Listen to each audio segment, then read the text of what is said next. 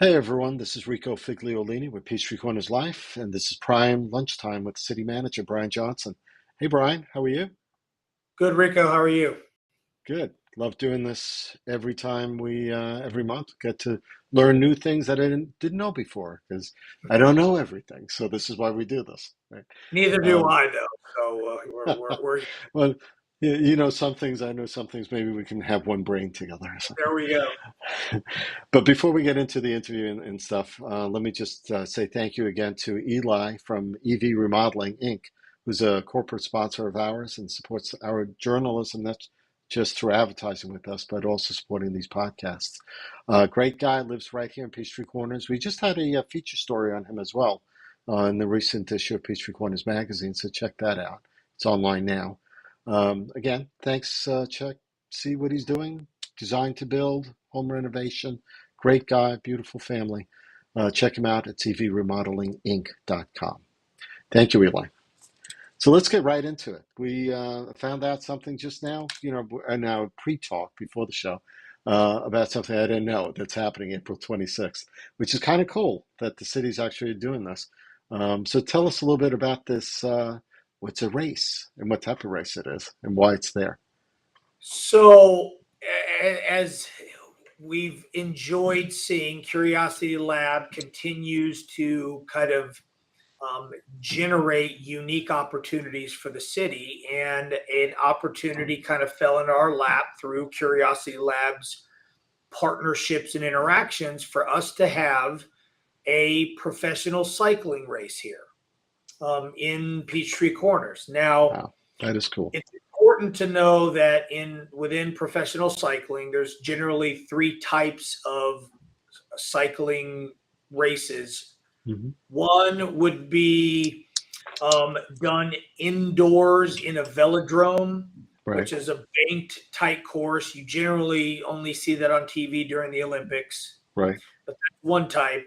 Probably the most popular one that people know is called a road race. Hmm. And a road course is you start on point, A, and you end at a different point, and you don't cross over the same point more than once. Like Tour de France would be the best example of Right, that. You never start or you never end at the place that you start. It's a linear course. right, So if you're watching that one, you only get to see the cyclist come by one time, right. If and you're lucky, yeah. that's it. Right. But there is a third type of race, and it's called a criterium. And a criterium is a closed race on city streets, Hmm. usually done in a way in which, well, not usually, it's the course is laid out in a way that you're going back over the same place over and over for a period of time. Hmm.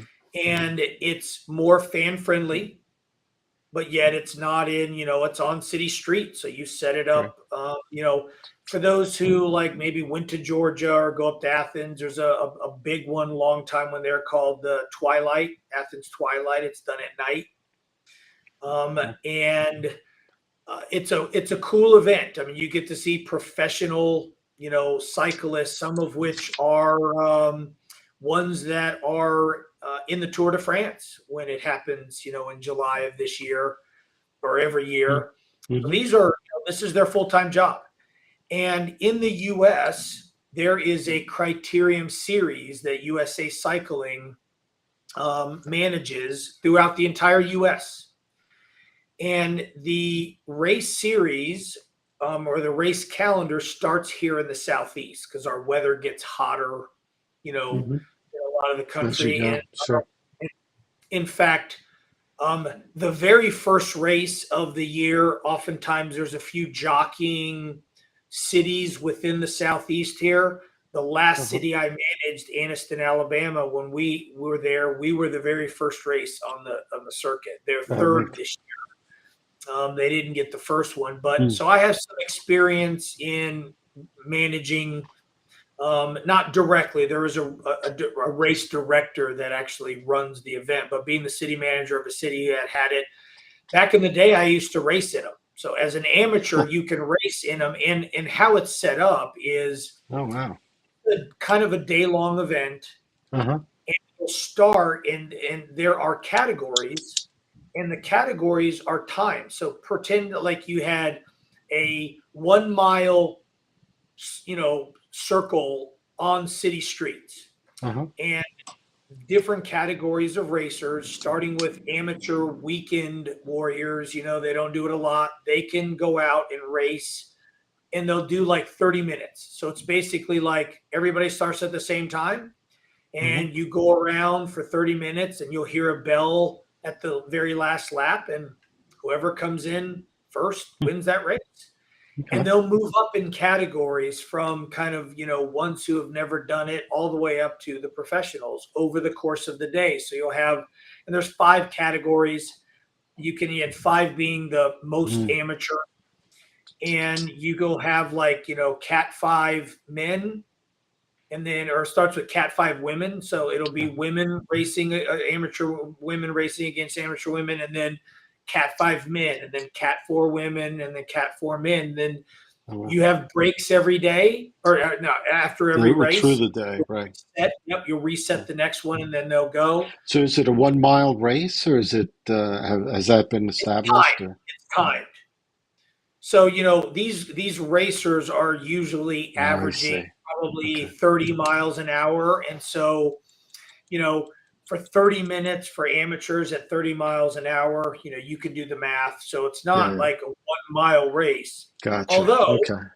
there is a kids race, as well. And Okay. it'll be 3 age categories, 3 to 4 year olds, 5 to 6 year olds, and 7 and 8 year olds. Yeah. Yeah. It's about 100, maybe 125 yards, like a football field in length, Mm-hmm. and it's just Mm-hmm.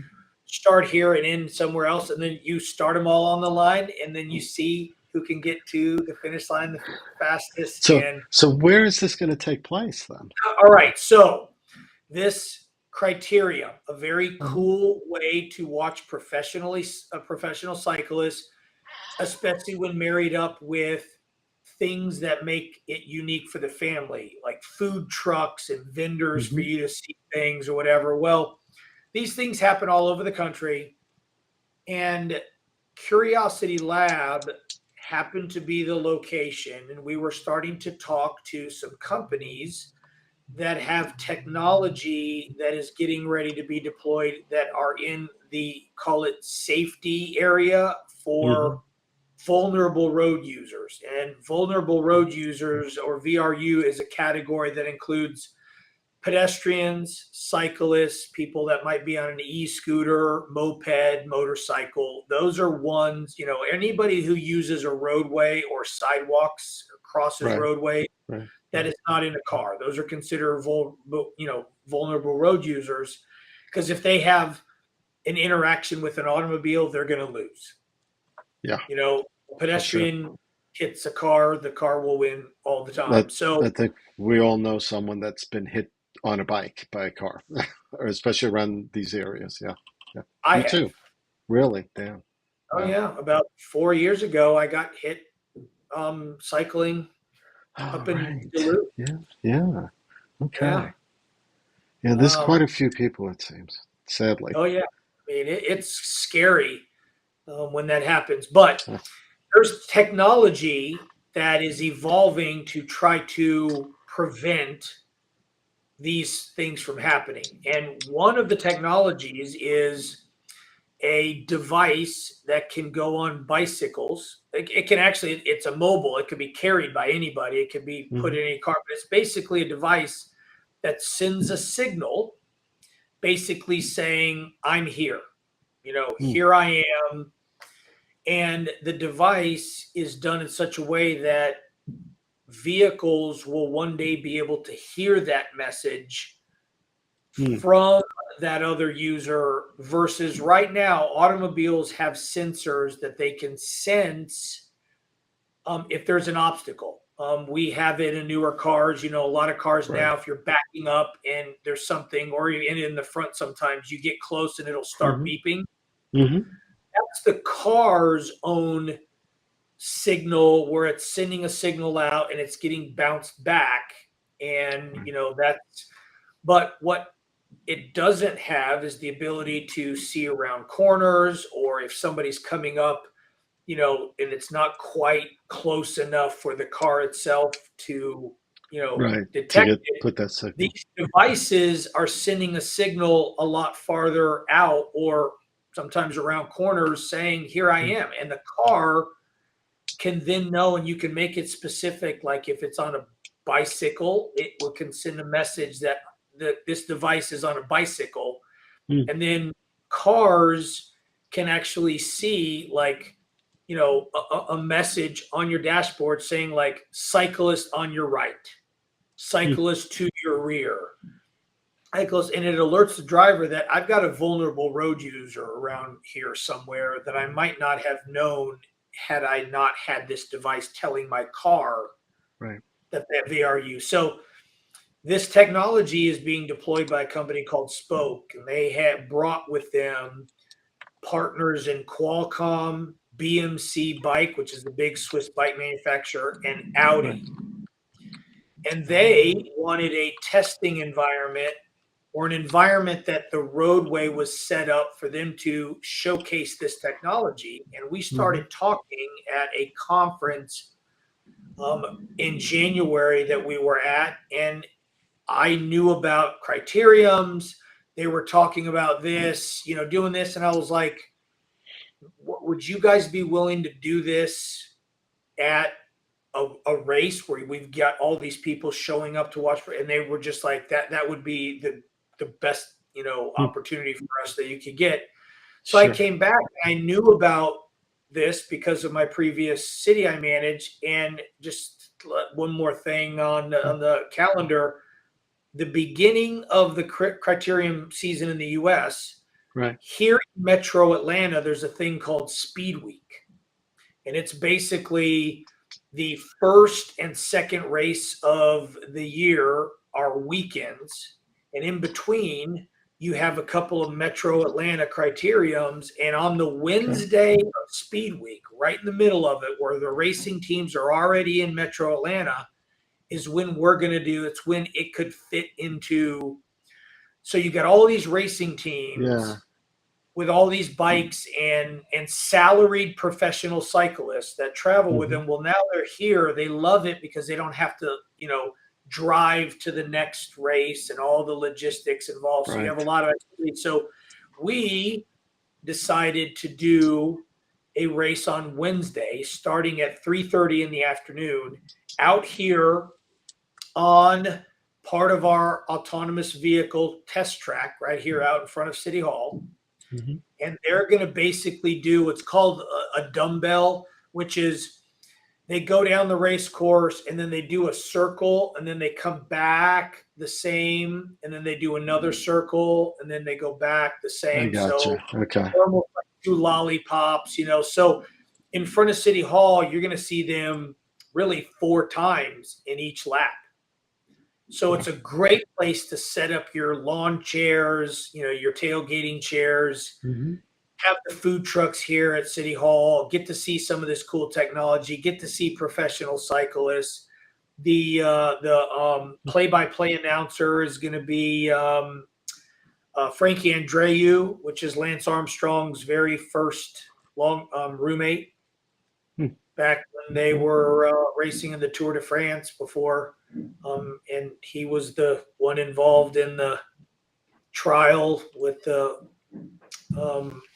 the U.S. Anti-doping agency and everything. I mean, but great dude, longtime professional cyclist himself. We're going to have a bunch of vendors with some of this cool technology. We're going to have a lot of bike manufacturers and others here. So it'll be kind of like a little bit of a mini festival feel. Yeah.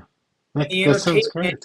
you come out and watch the professional cyclists. So it'll start at 3:30, and as you go through all these categories, the last race is going to be the men's professional race starting at around 8:30 p.m. and they'll go for 1 hour.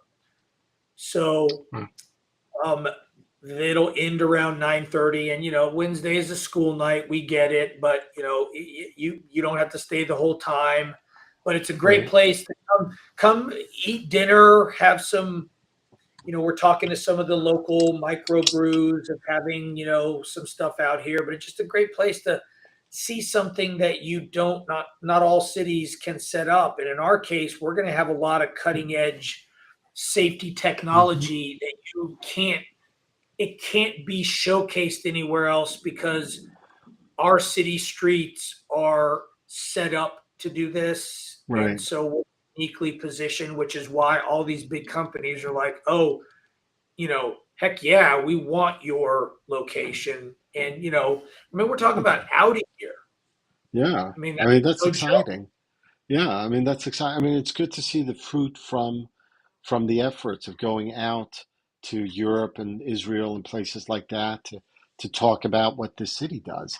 So and then bring back that economic impact. So it's great to do that. Plus, I mean, who like Jim Stone, who heads Titan Yes. Pictures. I know he's a road racer. Some Yep. of his people are too.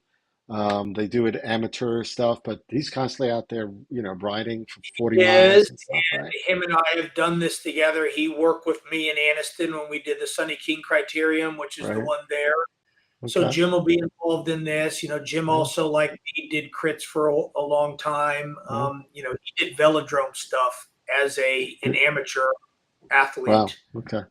Yeah, I didn't know So, that part. But there's but also yeah, a lot of, what this does is it gets the community a pretty unique, cool event that we wouldn't have had it oh not yeah, dropped in our lap.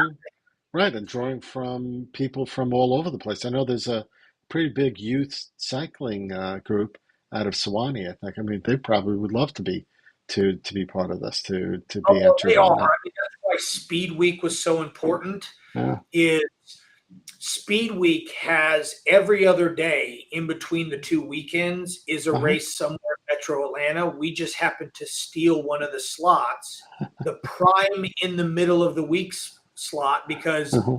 all these racing teams and everyone were like, "Oh, that's a Yeah. cool reason to have it." All the technology, and there's going to be potentially some technology. Some of these devices, we're going to get some, and we're going to distribute it amongst our local cyclists to further refine it and kind of Hmm. call it trial it out in the community as they Right. ride. Okay. Some people don't realize the Peachtree Corners has a cycling club. It's called the Peachtree Yes. Corners Cycling Club, Yeah. Yeah. Yeah. and you'll sometimes see them out in a group, riding. They do group Hmm. ride. So yeah, it's going to be a really cool event. More to follow, but that's Good. happening. April That's 26th, which is a Wednesday, starting at 3:30 till about 9:30, and it's a great way to watch both amateurs and absolutely. professionals race really fast bicycles. So, from one great event and sport to another growing sport, um, this city can be a lot of different things. So it's not just smart city, right, that we talk about, but there's a lot of things that go on here, a lot of things people are not even aware of. Um, that we write stories about in our magazines and online that people will all of a sudden like, oh, I didn't know. That's cool. So the next thing, I mean, we were talking about this, and I've just started getting into the idea of pickleball. Pickleball is a growing sport in the United States. It's been actually it's from the West Coast, I think, and it's been growing leaps and bounds. I mean, we there are pickleball tournaments being played here in Peachtree Corners now. People are probably not aware of it at Lifetime. And we were talking before, and you were talking about how the city may be doing a feasibility study about a private public partnership with someone to bring in 30, 40 pickleball courts, maybe a facility that can attract national tournaments here. Or maybe even create our own invitational tournament. That would be kind of cool. So tell us a little bit about, I know this is just basic starting out of the gate, not even, you're still trying to look and see what you have to do, but what do you have in mind, and what can you tell us so far? So you hit on a couple of important points, and one is pickleball is the fastest growing sport, Mhm. and it has certainly been there's a lot of examples out there of cities using it, starting to use it as an economic development driver in and of itself, because Yeah. there's so many people who are wanting to do it. I've seen it in the community. There's been some community tennis facilities that have, even private ones, that have converted some of their tennis courts into pickleball because the demand, even from the tennis community. And there's some that transition from tennis to pickleball because they feel like as they've gotten older, there's less running. It's easier on the, the On the joints, legs and knees. whatever. And then others do both still. Mm-hmm. Or some are like, I never played tennis, and so I never developed the ability to do it. But pickleball doesn't require quite as much technical proficiency when it comes to Right. your racket, technique, your stroke technique and everything. So it's a little bit more like, ping pong on steroids, or Yeah. So or paddleball even.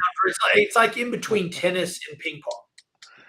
And, so people are like, all right, I kind of like it. So anyway, it doesn't really matter why it's growing, it is.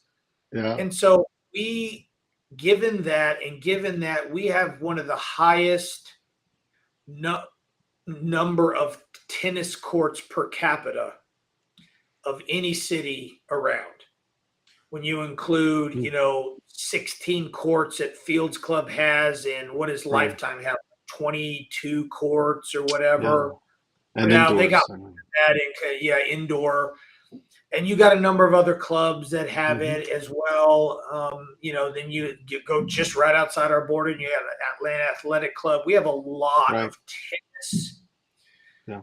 And some of those are migrating to pickleball. So we recognize that there may be something here. So what we're doing is a feasibility study on whether we can, as a city, be a facilitator at some level of having a pickleball facility constructed in the city that is big enough and enticing enough, not too big, but enough that it is attracting weekend tournaments. And if you've ever had kids in organized sports that do the travel stuff, you only can go where there are the facilities. And Right. I've had kids, my daughter's big into volleyball, and Lake Point, up north, up I-75 in between here and Chattanooga, Yeah. is a massive volleyball and baseball facility in the middle of nowhere. Yeah. That you can see it on 75, but it attracts big time tournaments on the weekend because that's where the facilities are. If you want to have a volleyball tournament with, 500 teams, you got to have a massive facility to do it. And my goodness, they're running, and as they're a result running doing that, you've got all this ancillary activity. right, and they're running these tournaments for like whole weekends, sometimes a week if it's during the summer, but usually it's a 3-day weekend of tournaments, from early morning to late night because they have it all lit and stuff. I mean, it's just unbelievable. I mean, that's just a business. Anyone that has kids doing travel team knows how much money it costs just to do that stuff. Because you got to stay in a hotel there. You're generally, you don't know who's gonna lose and win, and what your next. You can't really plan on meals, so you're usually eating in local restaurants, and then oftentimes you're staying overnight. And now you've got the evening where you're like, all right, we got some time to kill. What are we going to do? So it is a driver, and sales tax, lodging tax. And in pickleball's case, unlike, say, if you were going to build a massive tennis facility, pickleball doesn't require near as much space. You can essentially get 2 pickleball courts on 1 tennis court. Yeah. And you can oftentimes go multiple stories because you don't need the height that you would in tennis. So there are some opportunities to do it different. And so what we're doing is we're going to see where is the sweet spot, what size, and how would it, what it look like if we constructed that pickleball specific facility and got those tournaments, and what kind of economic development activity would it in and of itself generate to better the city, whether it's to enhance an area that already has some of it, or maybe it's in an area that needs redevelopment and needs a shot in the arm. Right. We'll look at, the feasibility study will tell us what type of acreage we need. And then our job as a city, aside from doing this and identifying it, is then start to cobble together those private players in this. And why that's important is the city is not looking to just solely build this facility and then run it as a recreational component. Yeah, the city's not. I mean, yeah, some cities have like We Duluth could has do Duluth that, but we're not. parks, Yeah, right? But then you have we're to not pay interested in doing maintenance it. and the budget to run it year in and year out. And you're like you said before, as we were doing our pre-talk before the show, public-private partnership makes more sense. Well, at least the public partnerships in the sense of facilitating things to be done by a private entity that's interested in investing in this here to help make it easier for that type of facility to get here. That And is we talk, exactly a perfect right? scenario would be the private sector builds it and the Hmm. private sector operates it, and Yeah, whatever money they make with it, that's great. The city has no involvement in it. However, we win because it generates the activity, yeah, and the sales tax and lodging tax that come from hotel stays and restaurants and other stuff is what yeah. ultimately does come back to the city. I mean, if we And talked map, and it's just now, if we a lot talked of about, we were talking about like 30, 40 courts, maybe 50 courts. Part of that feasibility study would be checking out other tournaments, national organizations, regional players. And it yep, doesn't exclude a city like ours from doing a Peachtree Corners Pickleball Invitational or correct. driving some of our own events. We've talked about the only real event that the city puts on is well, officially we're just a sponsor of Peachtree Corners Festival. It's not even like a city That's event, correct. It's not the right? cities. I mean, right now it's really the concert series. That's right. Okay. The concert series, you could Hmm. maybe argue we've had 2 years of the decathlon on the fitness trail. Right. Cool. And Which that gets better. it is an event that people travel to. This criterium, if it generates enough activity and interest from technology industry, it could become a reoccurring event, and it is known maybe even nationally or internationally as the bike race that new safety technology is showcased every year because of Sure. Curiosity Lab. I mean, it could, but a lot of this is trial by error, and we've got to come up with a mix of how much of this is benefiting the community, and to what degree. Hmm. Is the juice worth the squeeze, so to speak? Is it a lot Right. of effort by the city, but the community is like, or maybe it's not a lot of effort by the city, and maybe it's not. The decathlon has a very unique interest base, but it doesn't require a lot of resources from the city, so it's not Yeah. a lot of squeeze net necessary. Criterium a little bit more, but still it's not as so. Hmm. This is just a way of trying to make our community very diverse in Yes. all aspects, including Yes. diversity of unique community events. Yeah. This is what I like about it. What I like about it is, and what I like about how the city looks at things, is that it's not just we talk about being a smart city and all, but we have of a lot of places that attract people here, right? Simpsonwood Park, Wesleyan, Cornerstone, private schools, great private schools, great public schools, IB programs in Norcross High School, and through the school system. Um, we have other things. It's interesting what it will, what attracts and what comes to the city, even that are taking place at the Hilton, for example. Events and conferences that people are not even familiar with. Um, that Yeah, get, random stuff. There's like a whiskey tasting yes. conference. There's been Yes. a fleet management conference, and there's been, yes, and the Marriott's got some stuff Hmm. too. Yeah. You've got, you do have baseball tournaments at Pinckneyville Park. Correct. You know, Right. that So, drives, some yeah, of it. I mean, even just outside our border or, our city limits, like the Gwinnett Aquatic Center has swim meet, that's right.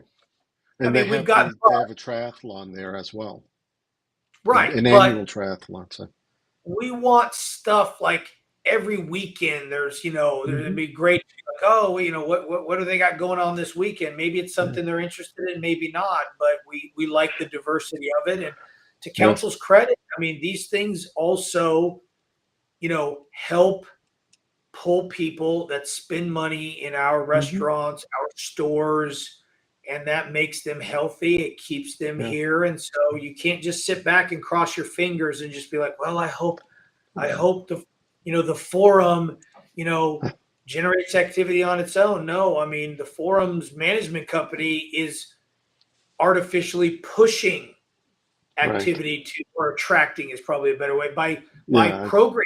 They have events and unique things there. hmm The Twilight Run, right.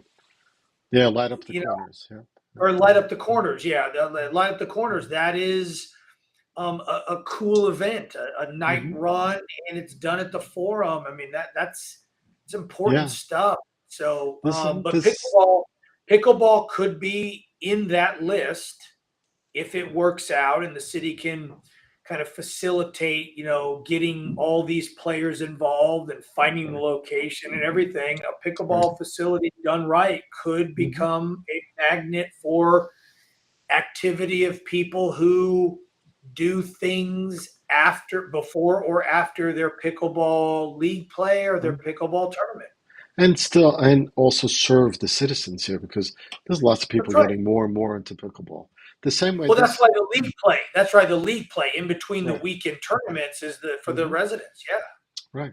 So there's that. I mean, we talked about an art center as well at some point, an art culture center at some point.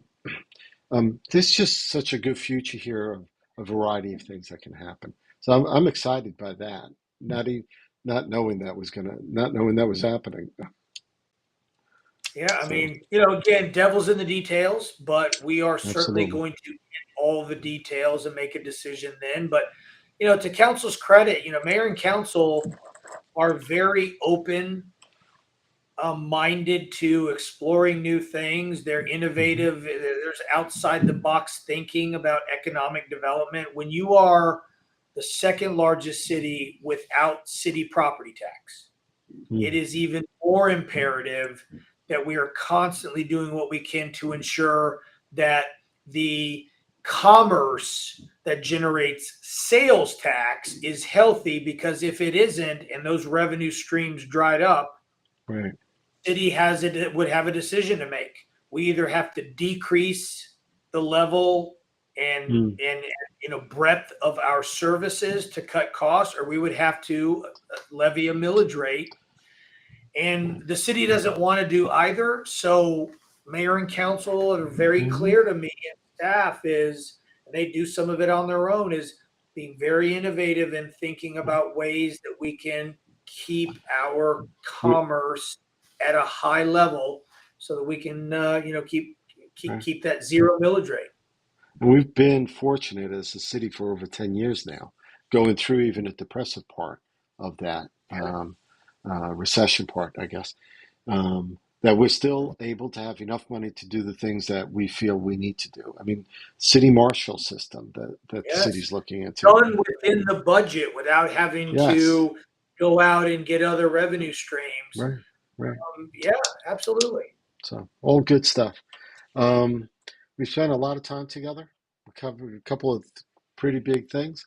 Um, so I guess the last thing I just want to really just touch on is that we did have a comprehensive plan, the first public meeting this past Thursday, and I was meaning to get there. Obviously, I didn't, but I'm sure it went really well. Um, do you have a couple of quick things you want to mention about that? And when's the next one that's coming up? Because I The think there's a next second one, one, isn't there?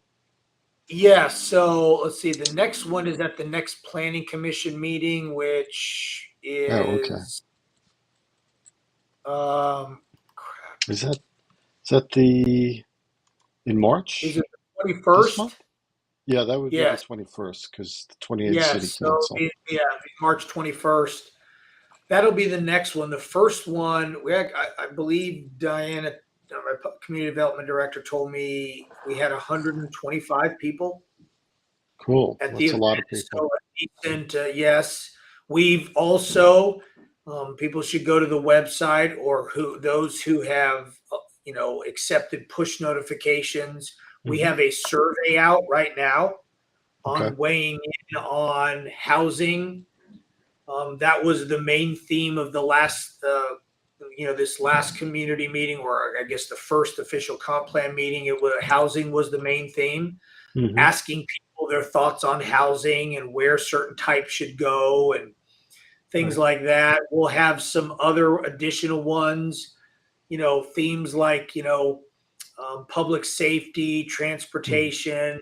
These are events that if you care about the city and want to have your input on a document that guides over the next 10 years Hmm. the decisions that council's making, now's the time to get your input in. Cool. All right. So no excuse. Just go to the city's website to find out a little bit more. Right. Next public meeting again, March 21st. Planning Commission meeting at City Hall. Um, cool. We'll put out the links in our show notes as well, and you'll be hearing it from us. Brian, thank you. Hang on with me for another minute. But thank you to our audience. Thank you for EV Remodeling for being a sponsor of ours. And look for the next issue of Southwest Gwinnett Magazine that's coming out. And that issue has a cover story about a young lady from Peachtree Corners, a middle schooler, who became one of 5 girls to be um, in, to be part of this inspiration thing with Disney World and diverse dolls that they've created. Um, it's a cool story. So check it out. She's our cover story. But thanks again for being with us.